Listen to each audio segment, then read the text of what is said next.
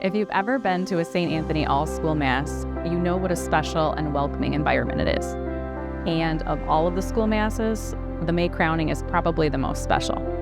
If you've never attended, the second graders are in their first communion attire. It's their first all-school mass since receiving that sacrament, and each student brings in a flower stem to assemble with their classmates' contribution, which means that each class is curating a unique bouquet of flowers to place in front of our Mary statue.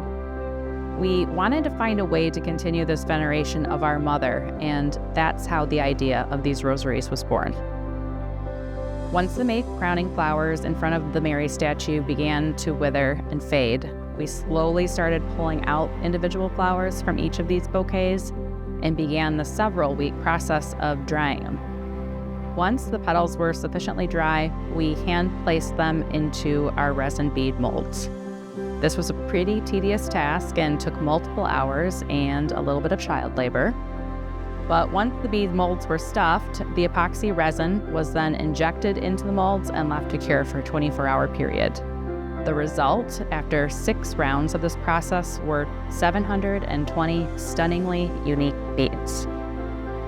From there, we had the somewhat arduous task of hand drilling each of the beads to prepare them for assembly.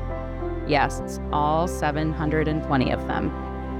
And finally, in a special nod to our parish's Broken Mary mission, we repurposed the centerpieces and crucifixes from old or broken rosaries that were donated by parishioners and student families.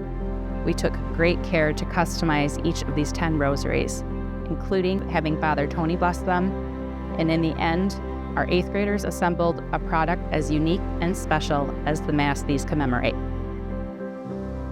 These rosaries were a true labor of love, and we hope that through the intercession of the Blessed Mother, their new owners grow closer to Christ and our mission of knowing, loving, and serving God.